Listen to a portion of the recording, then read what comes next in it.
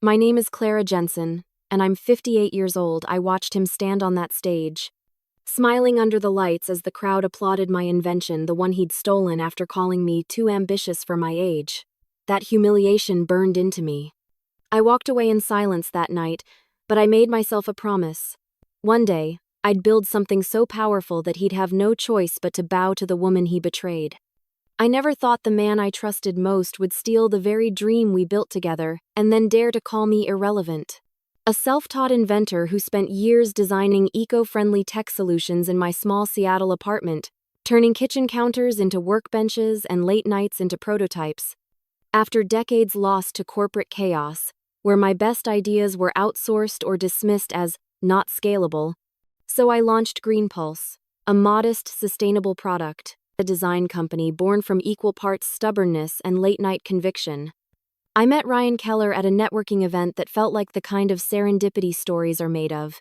He was persuasive, charming, and the exact kind of investor-sounding man who said the words every underrepresented founder had been waiting to hear. He believed in women-led innovation, and in those first hours his compliments felt like oxygen after years of swimming alone. He presented himself as a partner, someone who could translate technical sketches into launch strategies, and for a while he was exactly that. We brainstormed over burnt coffee and in the quiet hum of co-working spaces, sketching blueprints on napkins and annotating margins with improvements I had kept hidden in old notebooks for fear of ridicule. I guarded those ideas like heirlooms. They were the culmination of a career spent watching resources diverted elsewhere and knowing, painfully, how much good could be done if someone with patience and conscience took the reins.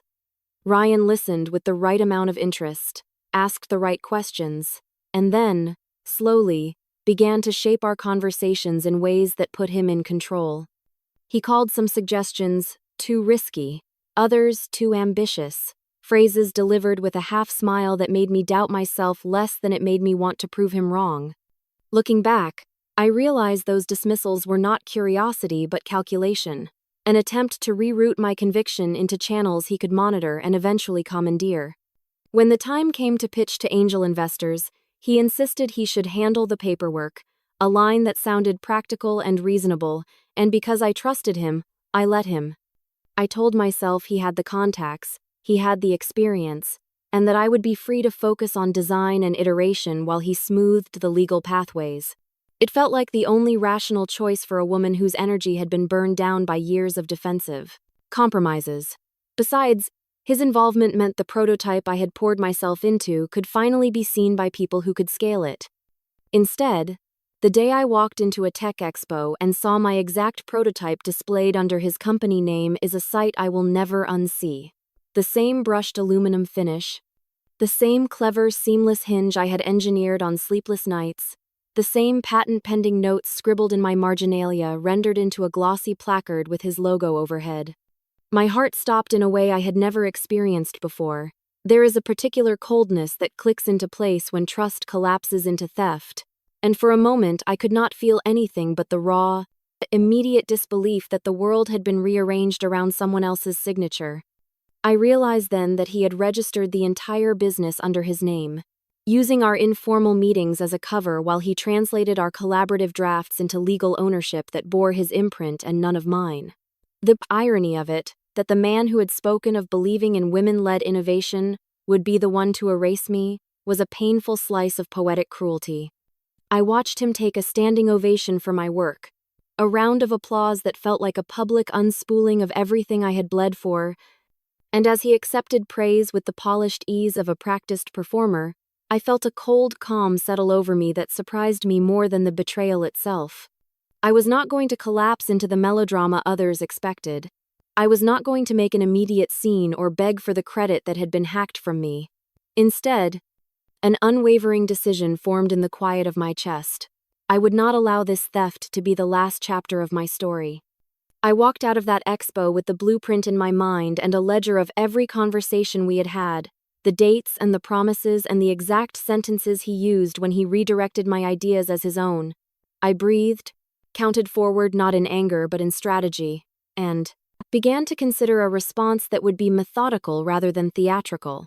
I thought about the small choices that had led me here, the trust I had extended, the paperwork I had declined to read closely, the way I had allowed charm to stand in for accountability, and those reflections hardened into resolve. I would rebuild, but better, not for the satisfaction of public vindication, but to reclaim the work that was mine and to construct a company whose foundation could not be undermined by predatory charm or legal slights. The quiet promise I made to myself that evening was not loud. It did not require witnesses. It was a plan to dismantle the theft not through spectacle but through creation, to design a venture so resilient and so ethically grounded that any attempt to overshadow it would wither under scrutiny and substance. As I stood on a rainy Seattle sidewalk, the city lights smeared into watercolor halos, I let the image of my own hands, steady and unbowed, guide me.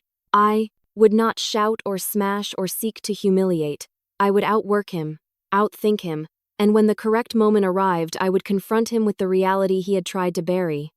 I knew the path ahead would demand resourcefulness and stubborn patience, but whatever it took, I would redeem not only my idea, but my sense of self-worth. I was not going to cry. I was going to destroy him quietly. Betrayal doesn't just break your trust, it erases your sense of identity. The morning after the expo, I walked into Ryan's new office with the kind of calm that comes from shock rather than control. The space was sleek and sterile, filled with glass walls and brushed metal, everything carefully curated to mirror the futuristic brilliance of our invention, only now it was his. He didn't even look surprised to see me. In fact, he looked mildly amused, as if he had been expecting this exact confrontation. I told him I wanted an explanation, demanded to know why my name wasn't on any of the patents, on any of the filings, on anything. He barely looked up from his desk before saying I was listed as a consultant, that I had signed the paperwork myself, and that my role had always been advisory. I remember the word hanging in the air like a cold echo. Consultant.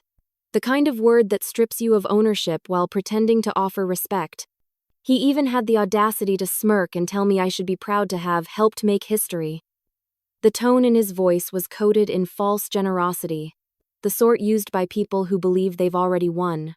When I threatened to contact a lawyer, he shrugged. He knew I couldn't afford one. My savings were gone. Every dollar I had invested into Greenpulse had gone through the company account, the same account he'd registered under his name. I was trapped by my own trust. I walked out of that glass cage feeling like I had been skinned alive, my identity peeled from me in legal ink. Over the following weeks, the humiliation only grew sharper. Ryan's company, Keller Dynamics, was all over the news, praised for its revolutionary design and sustainability approach. I watched television anchors describe my invention as his brainchild. They called him a visionary, a pioneer, a man with foresight. Each headline felt like a small betrayal from the world itself. I tried to tell people the truth. Friends, colleagues, even my sister Naomi. Most of them nodded with that soft, careful pity people reserve for those they think are in denial. A few told me to let it go, to be proud I had inspired something great. Naomi, though kind, was practical to a fault. She told me that fighting a man like Ryan would consume me, that I needed to move on before bitterness ruined what was left of my life. But how do you move on when someone else is living your dream on the front page? How do you let go when the proof of your creation smiles back at you every time you open your laptop? The days blurred into weeks. I barely ate. Sleep came only in fragments, followed by nightmares of that expo stage, the applause, the flash of cameras. Depression settled into my bones like fog, slow and heavy, until I couldn't distinguish between despair and exhaustion. There were moments I stared at my notes, the old versions of my blueprints, and felt the faintest flicker of something that wasn't quite anger, maybe pride, or memory, but it always faded under the weight of loss. And then, one morning, I sat at my cluttered dining table surrounded by papers I hadn't touched since everything fell apart. I picked up one of my early notebooks, the one I used before Ryan ever entered the picture. The paper was yellowed, corners bent, ink smudged, but inside were sketches I had forgotten existed. I flipped through page after page, and somewhere between the scribbles and equations, I began to see the pattern again, the flow of an idea uncorrupted by interference. I saw mistakes I could fix now, features I could improve with the knowledge I had gained. The product Ryan stole wasn't even my best version. He had taken the prototype that was good enough to impress investors, but nowhere near what I had envisioned at its peak. That realization hit me harder than any betrayal. He hadn't stolen everything. He had only stolen the draft. A strange focus began to form beneath the grief. Quiet, but powerful. I started rewriting my notes. This time more organized. More intentional. Each page became an act of reclamation. I listed the flaws in his design, things he never understood or cared to test, and beside them, I wrote solutions. Ideas began to flow again, this time cleaner, sharper. I realized that my mind was still intact, my skill untouched. He could steal my company, my credit, even my savings, but he could never steal my ability to create. That realization didn't feel like vengeance yet. It felt like survival. The outside world continued to celebrate Keller, dynamics, and I let it. I stopped checking the news, stopped replying to texts. I went silent. While he basked in attention, I went underground, invisible to the industry we once shared. The quiet became a kind of healing space, though not gentle. I began spending my days revisiting the raw data behind my original work. The science, the chemistry, the applications. And in doing so, I rediscovered the excitement I had lost. I wasn't just trying to win anymore. I was rediscovering why I ever started. There's a strange power in loss. It strips away everything unnecessary, leaving only what truly matters. By the time a month passed, my apartment had transformed into a small lab again. Old coffee cups, stacks of paper, bits of wiring, and test samples covered every surface. I stopped thinking of it as chaos. To me, it was rebirth. Every time I looked at the reflection of my face in the dark window, I saw less of the defeated woman who had walked out of that glass office and more of the person who had built something from nothing once before and could do it again. I decided I wouldn't sue him, wouldn't fight him in court or chase after validation. That would only give him power. Instead, I would outpace him. Quietly, intelligently, relentlessly.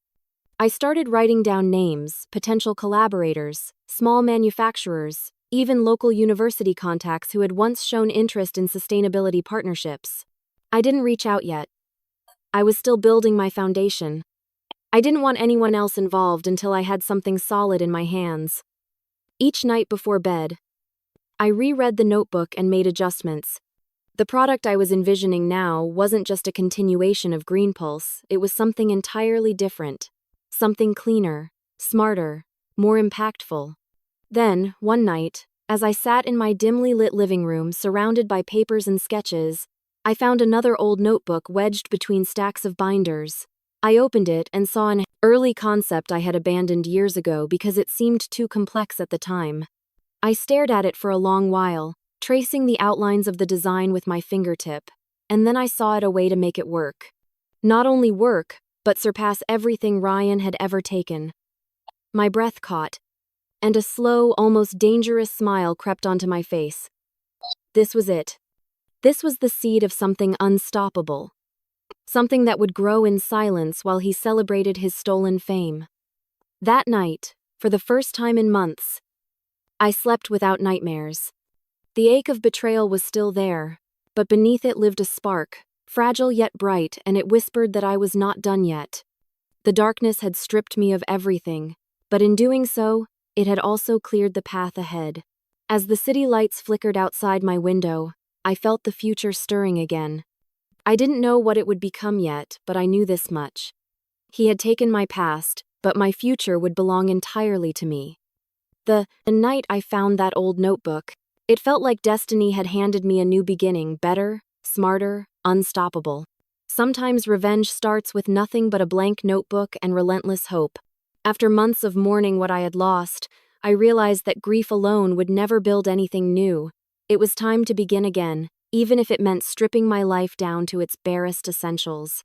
I sold the few pieces of jewelry I still had, family heirlooms that once meant sentiment, now converted into survival.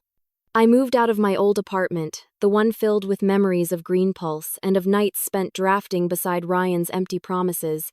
and into a smaller place on the edge of town. It wasn't much cracked tiles, thin walls, and a view of a narrow alley, but it was mine. It was my reset button. Every sound of the city outside reminded me that progress was possible, that somewhere in the noise was a rhythm I could still dance to. With my remaining savings and the sketches from my rediscovered notebooks, I started building the foundation of what I now called Ecoverse. It wasn't just a product or a business, it was a philosophy reborn from the ashes of betrayal. Ecoverse was designed to take everyday waste and turn it into reusable materials using adaptive nanofiber technology, something that would transform sustainability into something both scalable and personal. Ryan had always dismissed my interest in nanofibers as too academic, but he never understood their potential. Now, I intended to prove him wrong. Each morning, I packed my worn-out laptop, notebooks, and a thermos of black coffee and went to the public library. The library became my quiet lab. I spent hours hunched over technical journals, absorbing studies and white papers, watching online lectures, and sketching ideas that could merge science with practicality. The librarians began to recognize me, offering small smiles as I filled page after page with equations and schematic diagrams. I wasn't glamorous, and I certainly wasn't fast, but every day I inched closer to something tangible. Since I couldn't afford a formal workspace, I improvised. I borrowed tools from community maker spaces and repurposed household materials for experiments. The first few prototypes failed spectacularly: fibers that snapped under tension, components that overheated, adhesives that wouldn't hold, but each failure taught me more than Ryan's entire team ever had. I learned how to troubleshoot efficiently, how to find solutions in unconventional places. When a part didn't exist, I made one out of scraps. When data didn't make sense, I built models until it did. My failures didn't humiliate me anymore. They instructed me. Every small victory felt enormous. At night, I joined online engineering and sustainability forums under an alias. I posted questions, shared abstract designs, and gathered feedback anonymously, hiding behind a username that revealed nothing of my past. It was liberating. No one cared that I was a 5'8" woman or that I had once been betrayed by a rising tech star. They cared only about results. The anonymity stripped away judgment, leaving only knowledge. In that hidden world of digital mentors and unseen collaborators, I found my second education. As weeks passed, my notebooks multiplied, each filled with sharper ideas and revised schematics. I filmed my small experiments on my phone, not for publicity but for record-keeping, to study what went right, what went wrong, and how I could iterate faster. I felt alive again in the rhythm of trial and error. Slowly, my desk filled with pieces that began to form something coherent, a real, working prototype. The first time it partially functioned, producing a small, flexible strand of regenerated fiber from household waste, I cried not from sadness this time, but from the overwhelming relief of rediscovery. My mind was still sharp, my purpose was still mine, but I knew I couldn't do everything alone. I needed expertise beyond my reach, someone who understood materials science deeply enough to refine what I had built. Through a networking group for women founders, a small community that met twice a month in a shared workspace downtown, I met Dr. Harper Quinn. She was in her 40s, a materials scientist with a pragmatic intelligence and the kind of sincerity that doesn't need to advertise itself. She listened to my pitch quietly, her brow furrowed in concentration, and when I finished, she leaned back and said, "Clara, this could work. It should work." That was the first real validation I had received since everything collapsed. Harper offered access to her lab at a nearby university in exchange for shared credit, and this time I didn't hesitate. But I also didn't repeat my mistakes. Before we touched a single piece of equipment, I drew up contracts myself. I spent days reading every clause, consulting small business legal guides, ensuring that every ounce of intellectual property was properly registered under my name. Harper respected that. In fact, she admired it. She told me that too many women, especially older women in tech, underestimated the importance of protecting their creations. We signed everything properly, notarized it, and for the first time in a long while, I felt secure in collaboration. This partnership was built not on charm or promises but on clarity and respect. With Harper's expertise and lab access, progress accelerated. We tested fiber composites, adjusted temperature thresholds, and fine-tuned the molecular alignment of the nanofibers to increase their strength without sacrificing flexibility. The results began to surpass our expectations. I remember one long evening when the machinery hummed steadily, the smell of warm polymers filling the air, and Harper looked at me over her goggles and said, "You know, this could change manufacturing sustainability entirely." Her confidence anchored me. Weeks turned into months, and what started as fragile hope became a tangible reality. We documented everything, photographed every stage, and filed provisional patents as soon as the prototype reached viability. I made sure to keep digital backups of every file in multiple encrypted drives, unwilling to leave any door open to exploitation again. The rhythm of creation returned to my life. Early mornings, long hours, and quiet satisfaction. Harper and I became not just partners but allies, two women rebuilding in a world that often preferred us silent. The first time the fully functional prototype came to life was almost accidental. We were testing one of the final designs, fine-tuning its fiber conversion rate, when the indicator light flickered to green and the system stabilized. The device hummed softly, transforming discarded plastic and organic residue into thin, strong, reusable strands within minutes. It worked not halfway, not barely, but perfectly. For a moment, Harper and I just stared at it, the silence between us louder than celebration. And then, quietly, I laughed. It wasn't the laugh of triumph or revenge, it was something deeper, something like gratitude. Standing there in that dimly lit lab, watching the product of months of silent work operate flawlessly, I realized something profound. I wasn't rebuilding my past. I wasn't trying to reclaim what Ryan had stolen. I was building something entirely new, something that would stand on its own, untouchable and undeniable. The weight of loss began to feel like the scaffolding of strength. The air felt lighter, the future wider. When I looked at that glowing indicator light, a thought crossed my mind, not dark, but resolute. Ryan had taken my old dream, but I had created something far beyond his comprehension. He could keep the stolen applause. I had built something that would one day eclipse him completely. I stood there, my hands trembling not from exhaustion but from power rediscovered. And in that moment, I knew with absolute certainty. This was not just invention. This was the beginning of his downfall. Success feels different when it's built from pain, quieter, sharper, more deliberate. The day I officially registered Ecoverse Innovations under my name, I felt a deep calm I hadn't known in years. There were no champagne glasses or flashing cameras. No roaring applause. Just the soft click of a confirmation email and the hum of my old laptop as I read the legal certificate that declared the company mine completely and irrevocably. Every inch of that document represented hard-earned lessons in caution, integrity, and control. I promised myself that this time, no one would sign anything on my behalf. No one would take credit for my work, and no one would twist my vision into their personal ladder. I kept everything under wraps, avoiding publicity, avoiding exposure. My plan wasn't to announce victory, it was to earn it slowly, strategically, and on my own terms. Harper and I began to recruit a team, not from polished resumes or shiny networking events, but from overlooked corners of the industry, women who had been pushed aside or undervalued because of age, gender, or circumstance. There was Elena, a coder in her 50s who had left the tech world after her ideas were repeatedly dismissed in favor of younger male voices. There was June, a brilliant logistics expert who had been let go after refusing to compromise on ethics. Each woman I hired carried a story like mine of resilience hidden beneath rejection.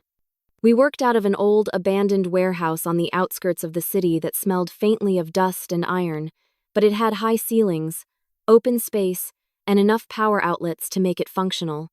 I spent my first night there cleaning floors and setting up tables while the wind howled through cracks in the windows. It was imperfect, but it felt alive. We built our days around coffee, second-hand laptops, and pure willpower. When equipment broke, we fixed it ourselves. When a shipment of materials was delayed, we improvised with scraps. The team became my chosen family women who believed not only in the project but in each other. Harper led our small lab section, running simulations late into the night while I handled operations and product outreach. Our laughter sometimes echoed through the empty space, small pockets of light in long stretches of exhaustion. There were moments when doubt crept in, when the financial spreadsheets looked bleak, and the weight of our ambition felt impossible. But every time I saw one of our prototypes succeed, even marginally, the flame inside me reignited. I refused to bring in outside investors, no matter how tempting it became. Offers started trickling in as word of our early progress spread through small industry channels. Men in suits wanted to help us grow, but their contracts reeked of control and hidden leverage. I had lived through that once. I would not again. Instead, I doubled down on independence. I applied for government sustainability grants, collaborated with local eco-initiatives, and built partnerships with small, values-aligned organizations rather than deep-pocketed opportunists. It was slower, but it was clean. Every dollar we earned honestly. Every step forward came without compromise. Our first real breakthrough came from an unexpected place, a small manufacturer in Oregon that specialized in biodegradable materials. I reached out through a mutual contact, and within weeks, we struck a deal to begin limited-scale production of our nanofiber conversion units. It was humble but monumental. For the first time, our invention was not just a concept, it was a product being produced, tested, and distributed. I remember the day the first batch shipped a single van filled with neatly packed boxes bearing the simple logo Ecoverse. Standing beside that van, I felt like a mother sending her child into the world. It wasn't revenge that drove me then. Not entirely. It was pride. As the products hit local markets, small articles began to appear in eco-business blogs and local news outlets. They called our innovation the next green revolution, praising the efficiency and accessibility of our design. Still, I stayed off camera. Every reporter wanted to meet the founder, to hear the dramatic story of the woman behind the science. But I declined every request. I didn't want fame or attention, not yet. I wanted results. Harper handled public correspondence with a quiet professionalism that mirrored my own. We both agreed that keeping the company's internal operations discreet was safer. In a world obsessed with exposure, our invisibility became our armor. Then, one late evening, I stumbled across a headline that stopped me cold. Keller Dynamics faces multiple patent disputes over intellectual property rights. The irony was delicious. Ryan's company, my former company, was being dragged into lawsuits from other inventors accusing him of concept theft. His empire was cracking from the same foundation of deceit on which it was built. I couldn't deny the small, guilty pleasure that spread through me as I read about his troubles. Karma, it seemed, had an impeccable sense of timing. But more than satisfaction, I felt a quiet validation. I didn't have to expose him. The truth was unraveling on its own. Within months, our demand outgrew supply. Investors who once brushed me off now reached out discreetly, asking for meetings. They wanted in, suddenly eager to associate themselves with the sustainability movement we had pioneered. I could feel the shift in power, the subtle reversal of dynamics. For years I had chased validation from people who doubted me. Now they were chasing me, unaware that I had no intention of letting them in. I responded politely but declined every offer. My independence wasn't negotiable. Ecoverse continued its steady climb, no press blitzes, no viral moments, just solid growth and undeniable results. The team worked seamlessly, driven by quiet pride. Every product that left our warehouse carried not just our innovation but our collective defiance. I sometimes caught myself imagining Ryan seeing one of our articles or reports, realizing what we had built. Did he know it was me behind it all? The thought both thrilled and unsettled me. I wasn't sure whether I wanted him to know or remain in the dark a little longer. Either way, I knew time would answer that for me. Then, one morning, as the rain pattered against the warehouse windows and I sipped my usual bitter coffee, I opened my inbox to find an anonymous email sitting at the top of my messages. The subject line read, "Proposal for Collaboration on Sustainability Initiative." At first, I almost ignored it, such proposals had become common, but something about the phrasing caught my eye. I clicked it open, and my heart gave a sharp, involuntary lurch. The message was formal, carefully written, but I recognized the tone immediately. It was Ryan. He was reaching out to me, though he clearly didn't realize who was on the other end. He praised Ecoverse's groundbreaking work and suggested a partnership between our companies, claiming that, together, we could change the world. For a long time, I just stared at the screen, absorbing the absurdity of it. The man who once called my ideas too ambitious was now asking to join forces. The man who had stolen my dream was now unknowingly knocking on the door of my new one. A dozen emotions collided inside me: amusement, vindication, a flicker of pity, and the cold thrill of poetic justice. I didn't reply. Not yet. I wanted to craft my response carefully, one that would make him walk straight into the realization of who I had become. As I sat there, the rain turned heavier, drumming like a heartbeat against the roof. For the first time in years, I allowed myself a small, satisfied smile. The world had finally come full circle. The thief was reaching out to the woman he thought he had buried, and I was about to answer not with anger, but with power. Nothing tastes sweeter than the moment your enemy doesn't know they're kneeling. When Ryan's email landed in my inbox, it read like a desperate symphony dressed up as diplomacy. The message was formal, flattering, and dripping with that performative charm I once mistook for confidence. He praised Ecoverse Innovations as a remarkable leader in sustainable material conversion, and claimed he wanted to join forces to amplify environmental impact on a global scale. I didn't need to read between the lines to know what it really meant. He was sinking, and badly. The tone carried that telltale strain of a man trying to maintain dignity while his empire cracked beneath him. Keller Dynamics had overextended itself. Their public lawsuits, product recalls, and investor withdrawals were no longer industry whispers but front-page embarrassments. Their once booming stock had nosedived, and their so-called visionary founder was now scrambling to stay relevant. I sat back in my chair, the corners of my mouth curving into the faintest, most controlled smile. The man who had stolen my dream now needed me to save his. There was a certain poetry in that reversal, though I refused to let the satisfaction distract me. My revenge had never been about spectacle. It was about precision, measured, quiet, and undeniable. I read the email twice more, then clicked reply. My response was polite, professional, and deliberately vague. I wrote from a generic company account, never revealing my name, and thanked him for his interest in collaboration. I mentioned that our leadership team would review his proposal and be in touch. I signed it simply as C. Jensen Innovations, a subtle alias, a name that hid in plain sight, waiting for him to trip over it. Over the next week, I instructed Harper and our team to prepare a detailed portfolio, not too polished, not too grand, but impressive enough to command attention. We highlighted Ecoverse's steady financial growth, the success of our Oregon manufacturing partnership, and the international inquiries we'd begun receiving. The numbers spoke for themselves, but the presentation carried something else: control. Everything about it projected quiet dominance. I wanted Ryan to see strength without flash, competence without arrogance.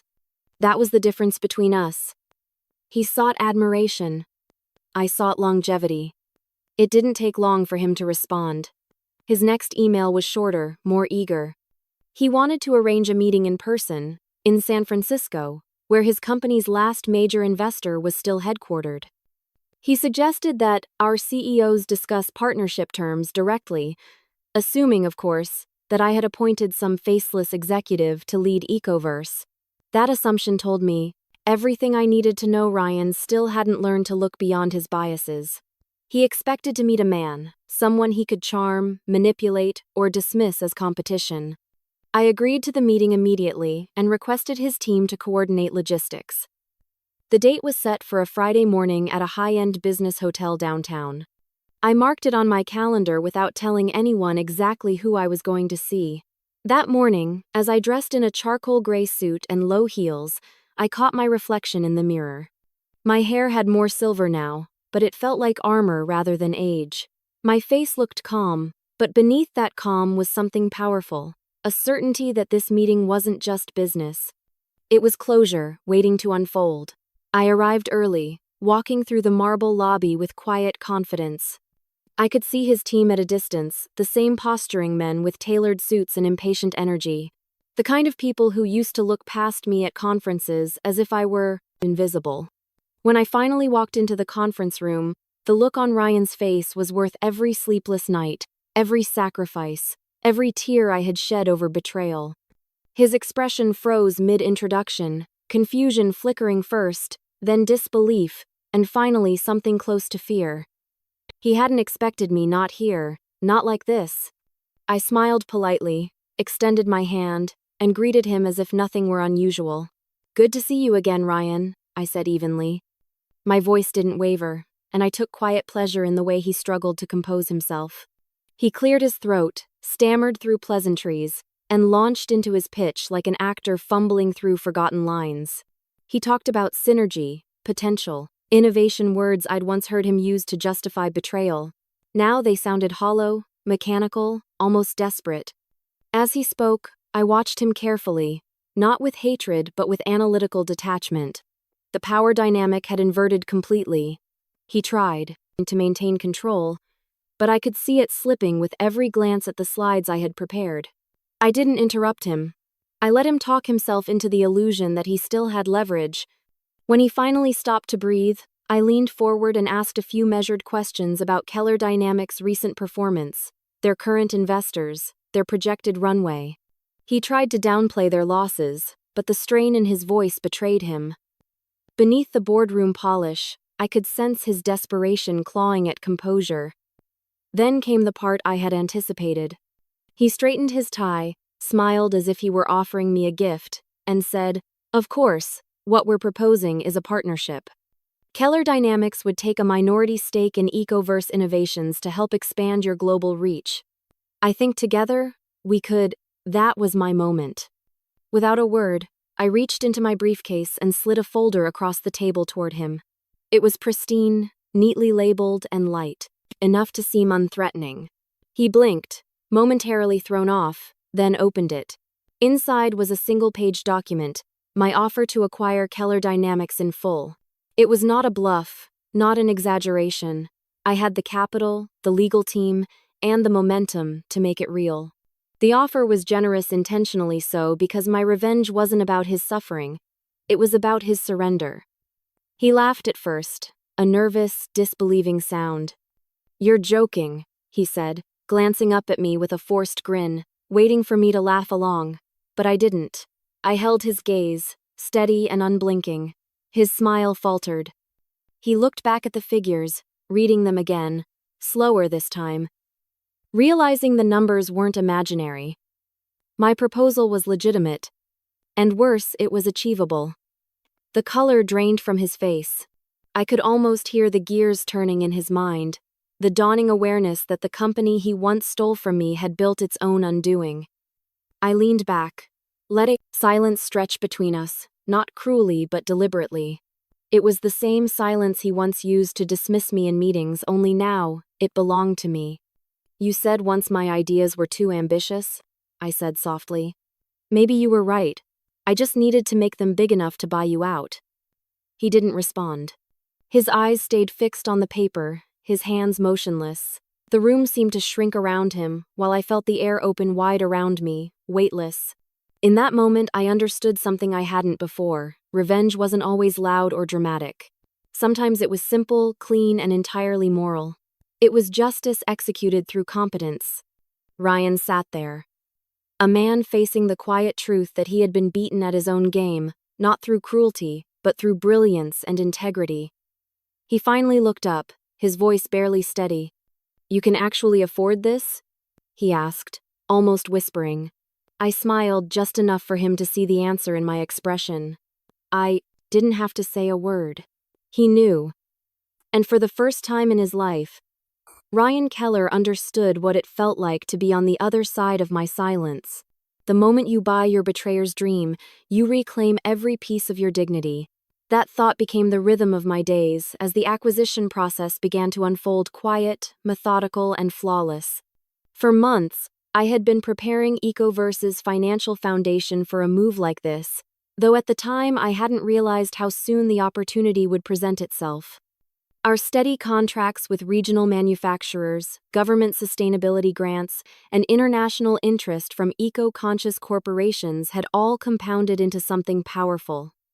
Ecoverse was no longer a hopeful startup run out of a warehouse. It was a legitimate contender in the green technology industry, recognized for its innovation and ethical transparency. I had built it brick by brick, from nothing but ruin, and now those same bricks were strong enough to build a bridge toward poetic justice. My financial advisor, a calm and brilliant woman named Lydia, was the first person to see what I was planning. When I showed her the numbers, she blinked twice before asking, "Clara, are you serious about this?" I nodded without hesitation. Lydia studied the spreadsheets again, tracing the lines of data with her pen before finally smiling the kind of restrained smile that comes when someone realizes they're part of something extraordinary. "You can do it," she said. "And more importantly, you can do it quietly." That was all I needed to hear. Together, we began structuring the plan, a silent, strategic buyout that would ensure Ryan wouldn't realize who he was selling to until the final moment. We created a holding firm under a neutral name, Northgate Acquisitions, a shell company with a pristine record and no visible link to me or Ecoverse. Every correspondence, every financial transfer, every legal draft went through that entity. I was meticulous, double-checking every clause and cross-referencing every document late into the night. The lawyers Lydia recommended were discreet and precise, the kind of professionals who thrived on confidentiality. They knew this deal wasn't just a transaction, it was a story waiting to close a circle. I told them only what they needed to know. Keller Dynamics was a strategic acquisition target for diversification. They didn't need the history, they just needed the precision. Ryan, meanwhile, was unraveling publicly. Reports of employee walkouts, stalled projects, and mounting debts had begun circulating through industry channels. The man who once seemed untouchable now looked like a relic of his own arrogance. He was desperate to appear stable, so when Northgate Acquisitions approached him with a formal offer to acquire Keller Dynamics, he saw salvation. His panic made him reckless. He didn't question why a firm he'd never heard of was suddenly interested in buying him out. He didn't demand a background check or request further verification. His team, under pressure to save their sinking ship, pushed him toward acceptance. It was almost too easy, not because I wanted him to suffer, but because his downfall was self-inflicted. Throughout the process, I stayed invisible. I never joined a single conference call or meeting. My lawyers and advisors acted as the faces of Northgate. I watched everything unfold from a distance, reviewing updates and reports through encrypted emails. Every signature, every agreement moved the plan closer to its climax. It felt surreal, like watching a movie where the ending had already been written, but no one except me knew the twist. I had moments where I wondered if I should stop, if closure could exist without this level of finality. But then I'd remember the night I stood in that expo hall watching him take a bow for my work, and the doubt would dissolve. This wasn't cruelty, it was restoration. The week before signing, the final documents were reviewed and approved by both legal teams. My name was still hidden behind the structure of Northgate. Ryan sent out a press release celebrating the forthcoming merger with a leading sustainable innovation firm, spinning it as his strategic decision to stay ahead of the curve. The irony was almost painful to watch. He had spent his career spinning narratives to disguise deceit. Now, he was narrating his own end, and I didn't have to lift a finger to make it happen. When signing day arrived, the atmosphere at the downtown office where the meeting was scheduled was unnervingly familiar.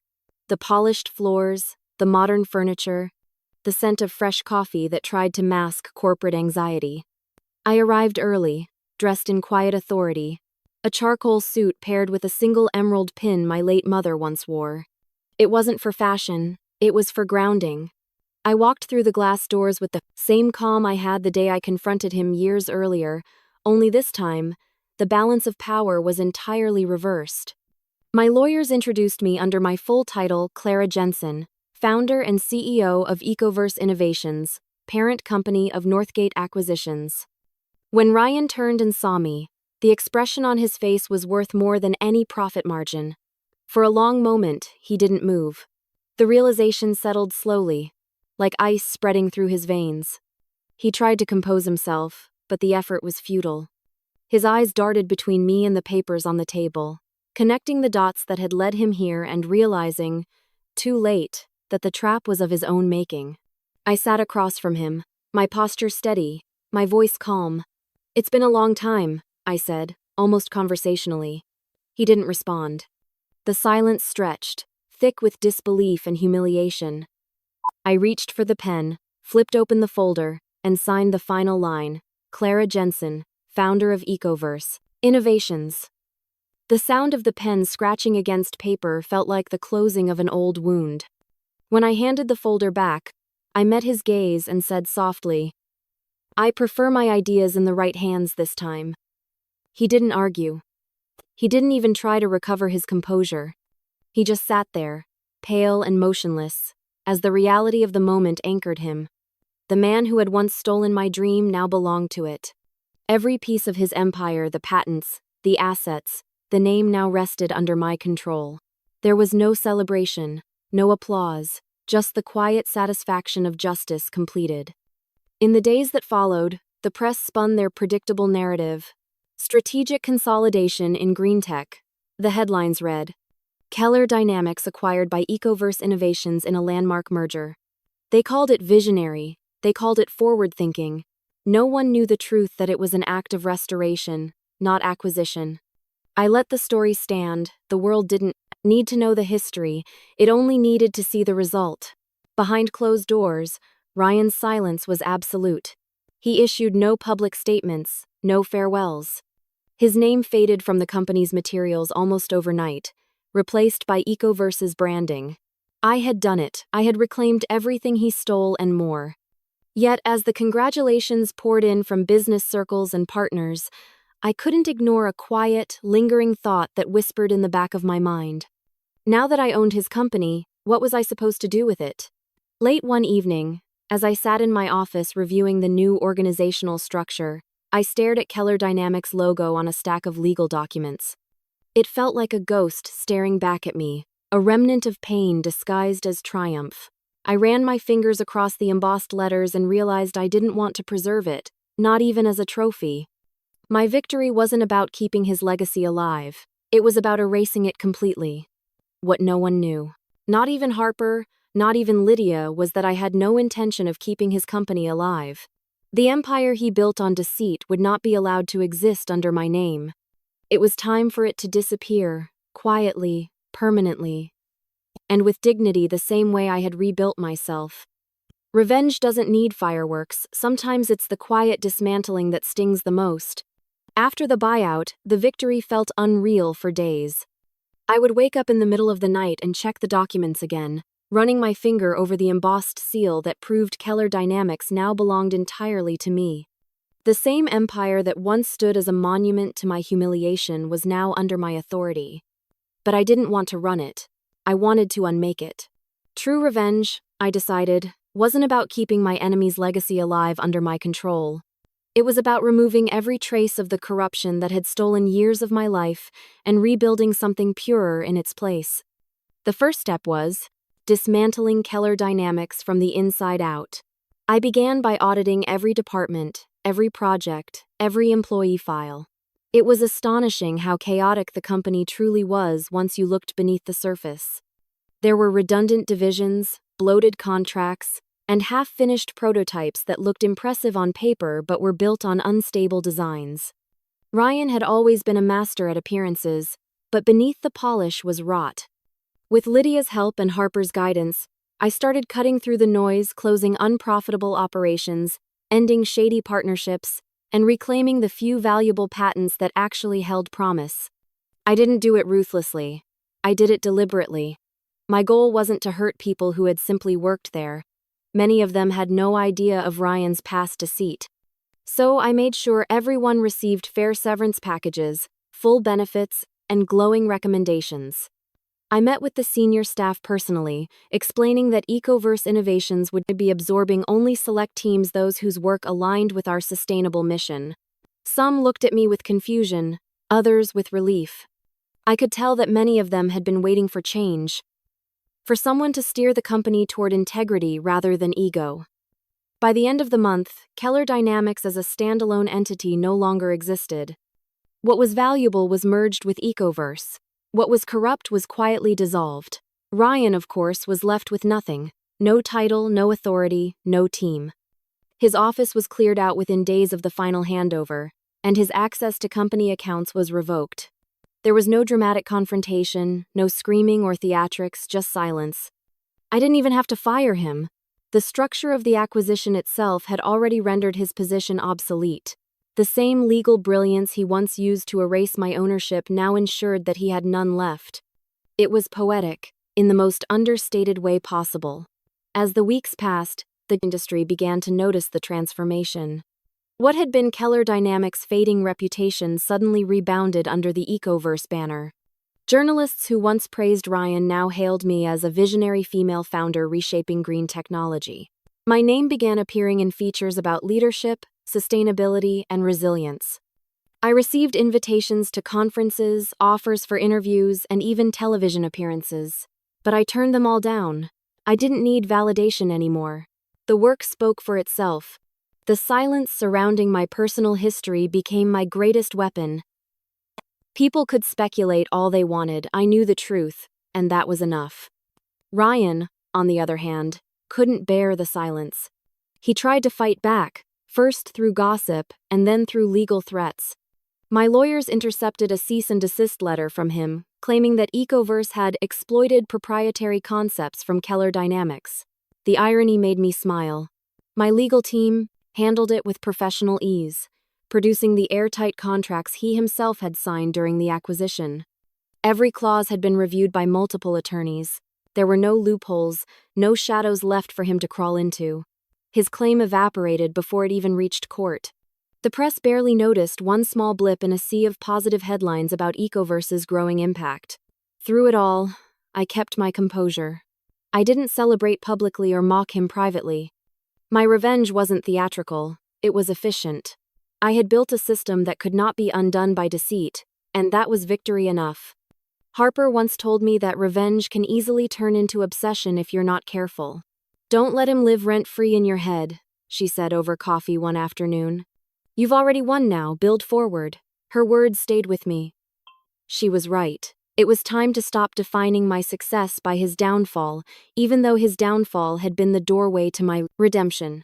When we launched the new Ecoverse headquarters, a sustainable glass and wood building powered entirely by renewable energy, Harper organized a small toast for the team.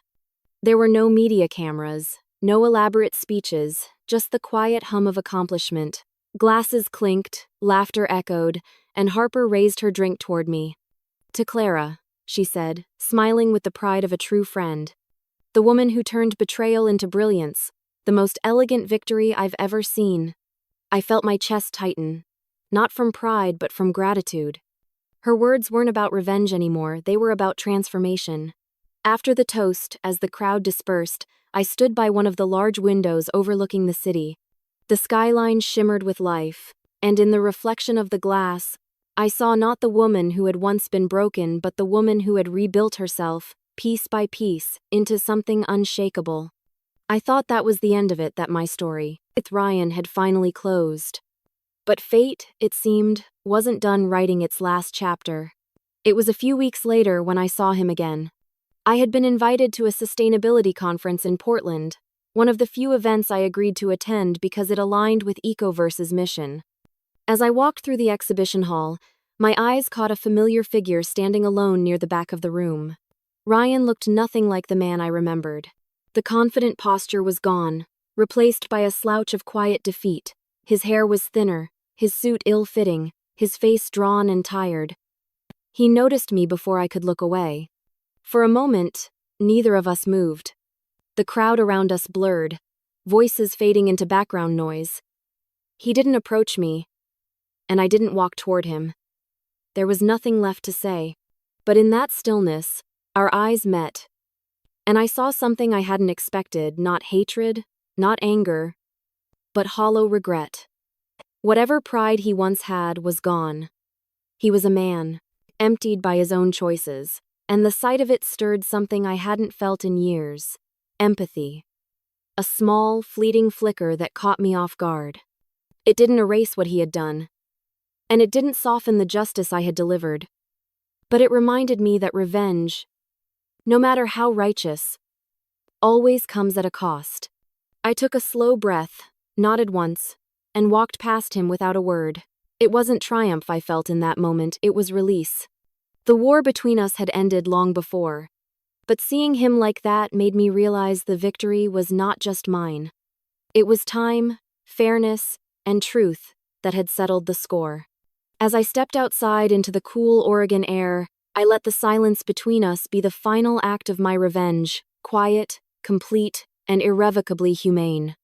I thought success would heal the wound, but revenge doesn't erase scars, it just hides them. The months that followed the dismantling of Keller Dynamics were unlike anything I had ever experienced. Ecoverse was flourishing in ways I couldn't have imagined back when I was working out of a dusty warehouse with secondhand equipment and a stubborn dream. Our technology had caught the attention of international environmental organizations, and major investors who once brushed me off were now calling weekly, begging to be part of our expansion. We were featured in sustainability forums across Europe and Asia, our innovations hailed as the future of eco-conscious manufacturing.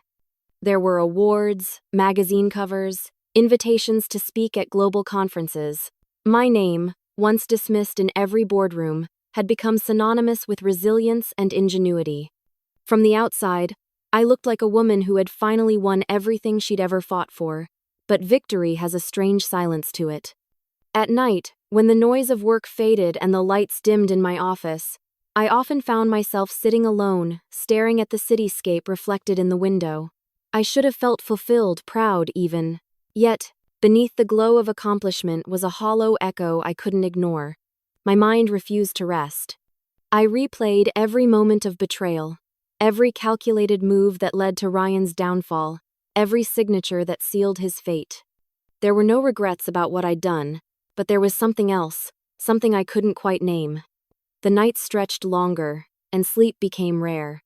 It was as though the same drive that had carried me through my rise was now feeding on my peace.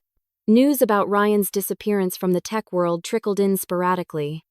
After our last silent encounter at that conference, he had vanished completely. No public appearances, no interviews, no projects bearing his name. Occasionally, I'd hear rumors of him consulting for small firms under aliases, but nothing ever confirmed. It was as if he had faded from existence, leaving behind only the ghost of what he once was. And though I told myself it didn't matter, that I owed him no thought, I couldn't help but feel a strange mix of pity and unease. It wasn't love or nostalgia, it was the quiet acknowledgement of how deeply our stories had been intertwined. How much of my identity had been forged in opposition to him.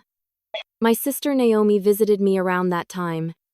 She'd always been my anchor, pragmatic, grounded, the kind of person who saw through appearances. She walked into my office one evening, glanced at the awards displayed on the shelf, and then looked straight at me. "You won, Clara," she said softly. "But you still look haunted." I didn't answer at first. There was no defense to offer because she was right. Winning hadn't brought me peace. It had simply replaced pain with purpose, and purpose without joy is just another kind of cage. I realized that for years, my every decision had been driven by revenge, not passion, not curiosity, not even justice, just the relentless need to undo what Ryan had done. Now that it was over, I didn't know who I was beyond that. For days after Naomi's visit, her words lingered. I began arriving at work later, leaving earlier, and spending more time in thought than in meetings. One morning, while reading through a letter from a young engineering student who admired my story, I felt something shift inside me. She had written about how my resilience inspired her to keep pushing through rejection. Her words were full of the kind of fire I used to have, pure, uncorrupted by bitterness. It was then I realized what I needed to do. I didn't want my legacy to be built on revenge. I wanted it to be built on renewal. So I started mentoring. Quietly at first, through local programs for women in STEM, and later through nationwide initiatives. I began holding workshops, not about business strategy or patent law, but about belief, the kind that can't be stolen or bought. I met brilliant, ambitious women from all walks of life, single mothers balancing classes, retirees returning to education, young girls who built circuits in their garages. Every time I listened to their dreams and fears, I saw pieces of my younger self in them, the hopeful inventor, the woman who once believed that collaboration was safety and that trust was strength. In helping them, I felt something within me begin to mend. Harper noticed the change in me before I did. "You're calmer these days," she said during one of our project reviews. I smiled, realizing she was right. The restlessness that had haunted me was slowly easing. It wasn't gone, but it was quieter, replaced by a gentler kind of drive not to conquer, but to nurture. I was building again, this time not from anger, but from grace. For the first time in years, I began sleeping through the night. As the year drew to a close, I made a decision I hadn't anticipated. I would sell the old Keller Dynamics property, the building where Ryan had once reigned, and where I had once stood as a powerless observer of my own theft. It had served its purpose as a symbol of closure, but it no longer belonged in my future. I scheduled one last visit before finalizing the sale. It was a cold, gray morning when I unlocked the glass doors for the final time. The air inside was stale, heavy with disuse. Dust coated the furniture, and the faint scent of industrial polish still lingered in the corners. I walked slowly through the halls, each step echoing faintly.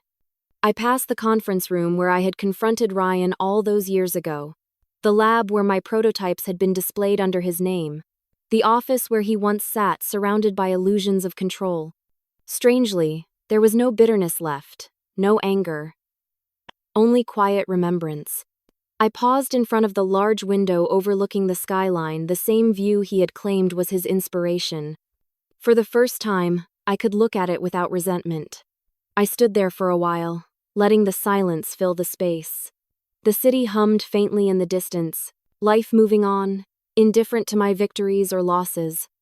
I thought about everything I had built, everything I had lost, and everything I had found again. It wasn't happiness I felt, but something close acceptance.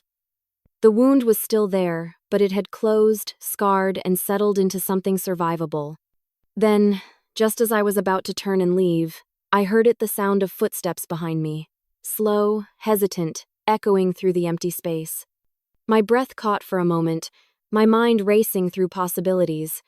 I hadn't told anyone I was coming here. The echo grew closer until it stopped just a few feet away. And then came a voice I hadn't heard in over a year, familiar, low, and worn down by time. "Clara?" he said softly. I turned slowly, my heart steady but my chest tightening with a strange mixture of dread and curiosity. The past, it seemed, wasn't done with me yet. Sometimes forgiveness isn't about setting them free, it's about freeing yourself. When I turned around and saw Ryan standing there in the dim, echoing space that had once been his empire, I barely recognized him.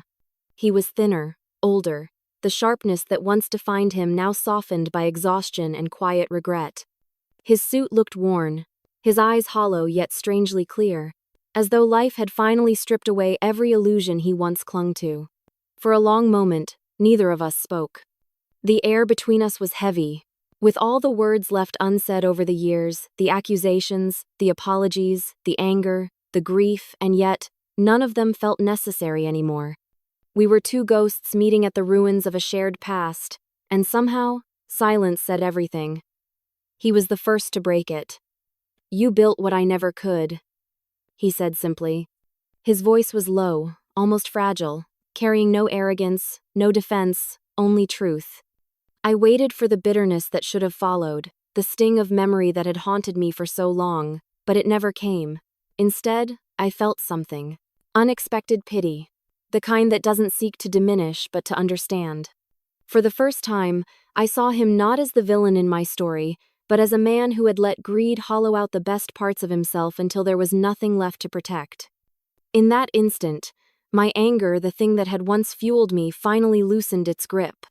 I took a slow step forward, keeping my voice steady. "You didn't just steal an idea, Ryan," I said quietly. "You stole from yourself. You could have built something meaningful, something real. But you were too busy trying to win." He didn't argue. He didn't even look away. He just nodded once, his eyes glistening with what looked like recognition, maybe even remorse. "I know," he murmured. "And I'm sorry, though I know it doesn't matter now." His words hung in the air, heavy but sincere. I realized then that I didn't need his apology. The apology I had once longed for, the public vindication, the admission of guilt, none of it mattered anymore. The only thing that mattered was that I no longer needed revenge to feel whole. There was a strange calm between us after that, the kind that follows a storm long past its peak. We stood in silence for what felt like minutes, neither of us trying to rewrite the past. We both knew too much damage had been done to undo anything. Yet, beneath that stillness, there was something like understanding, not forgiveness in the traditional sense, but the quiet recognition that every wrong turn, every act of betrayal, had led us to this moment of truth. When I finally spoke again, my voice carried no malice. "I hope someday you learn what real creation feels like," I said. "The kind that doesn't come from taking but from building." He gave a faint, almost imperceptible smile, the kind that wasn't about happiness but resignation. "You already showed me," he replied softly. It wasn't a compliment, it was an acknowledgement, a surrender, in its purest form. He looked around the room one last time, his gaze drifting over the empty desks, the dust-covered glass walls, the faint outlines of what once was. Then, without another word, he turned and walked away. His footsteps echoed down the hall, fading until they disappeared entirely. I didn't follow. There was no reason to. Our stories had finally diverged completely. His path would be his own, whatever it led to. Mine had already begun again. When I stepped outside the building moments later, the cool air hit my face like a benediction. The weight that had lived in my chest for years, the anger, the exhaustion, the endless need to prove myself began to lift. I hadn't realized how much space revenge had taken up in my life until it was gone. I inhaled deeply, feeling lighter than I had in decades. The sun was breaking through a thin layer of clouds, painting the skyline in soft gold. For the first time since I'd lost Green Pulse all those years ago, it didn't feel like I was standing in the shadow of my past. I felt free. In the months that followed, Ecoverse continued to thrive. We expanded our reach globally, launching projects in developing countries, helping small communities turn waste into opportunity. But I made a conscious effort to keep things grounded. I refused to let success consume me again. I focused on our mission, on the women I mentored, on Harper's research and the innovation our team brought to life every single day. Harper often said that Ecoverse wasn't just a company, it was a movement born from resilience. I think she was right. Every person who joined us understood that our strength didn't come from competition or revenge, but from the integrity to create something that outlasted both. Naomi visited me again during that time, and when she saw the calm in my eyes, she smiled knowingly. "You look different," she said. "Lighter." I laughed softly and told her that maybe I finally understood what winning truly meant. It wasn't about destroying the people who hurt you. It was about becoming someone they could never be. She hugged me tightly, and for the first time in years, the word peace didn't feel foreign. I often thought back to that final meeting with Ryan, not with regret, but with quiet clarity. He had once believed that power came from taking, from owning, from dominating. But true power, I learned, comes from letting go. My silent revenge had evolved into something else entirely: redemption. I didn't destroy him, I simply stopped needing him as the measure of my worth. The moment I walked out of that building, I stopped being his victim and became something far greater, my own definition of success. There's a particular beauty in rebuilding your life not out of rage, but out of purpose. I carried that truth with me as Ecoverse continued to expand, as we opened new branches and mentored the next generation of dreamers. But it didn't end there. It never had to. I had learned to transform betrayal into blueprint, pain into progress. That was the real victory. One evening, months after that encounter, I stood by the large window in my Seattle office, the same kind of window I once stared through in despair years ago. The city lights shimmered across the water, alive and endless. I thought about the long, winding road that had brought me here, The people who had walked in and out of my story. The moments that had almost broken me but instead rebuilt me stronger. In the glass reflection, I no longer saw the woman defined by what had been taken from her. I saw the woman who had created something too pure to be stolen.